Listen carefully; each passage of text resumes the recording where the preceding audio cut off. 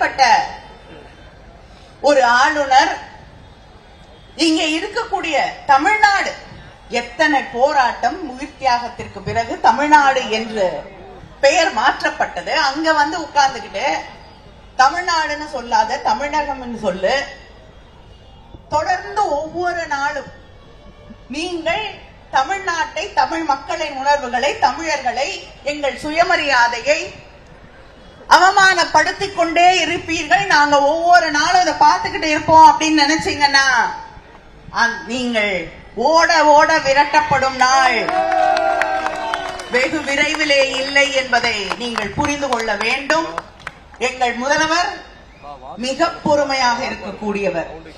ஆனால் அந்த பொறுமைக்கும் ஒரு எல்லை உண்டு என்பது பொறுத்தது போதும் மனோகரா பொங்கி எழு என்று எழுதிய தலைவர் கலைஞரின் வழியிலே வந்தவர்கள் நாங்கள். அதனால பொறுத்தது போதும் என்ற நாள் வருவதற்கு முன்னால் உங்கள் நாவை அடக்குங்கள், உங்களுடைய நடத்தையை சரி செய்து கொள்ளுங்கள் என்று கேட்டுக்கொள்கிறேன்.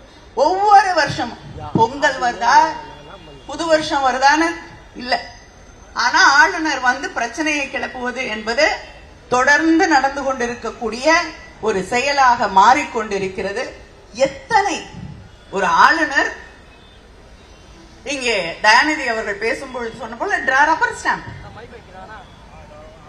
வீட்டுல இருங்க, ஏதாவது திறக்கிறதுக்கு கூப்பிட்டாங்க, நிகழ்ச்சிக்கு கூப்பிட்டாங்கன்னா போங்க, என்ன பேசணும்னு புரிந்து கொண்டு பேசுங்க.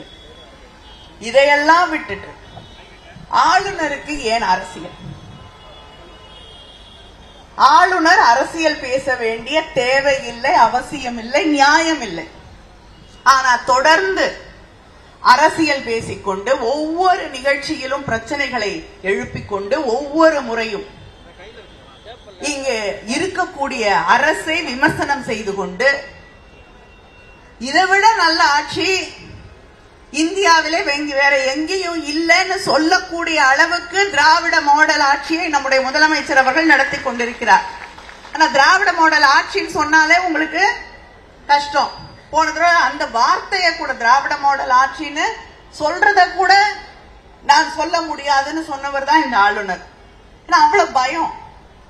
திராவிடம் அப்படின்னு சொன்னாலே அவங்களுக்கு தூக்கத்துல கூட கனவுல கூட பயம் வரக்கூடிய ஒரு வார்த்தையாக அந்த திராவிட மாடல் ஆட்சியை மாற்றி தந்திருக்கக்கூடிய திராவிட முன்னேற்ற கழக ஆட்சி, நம்முடைய முதலமைச்சருடைய ஆட்சி இங்கே நடைபெற்றுக் கொண்டிருக்கிறது.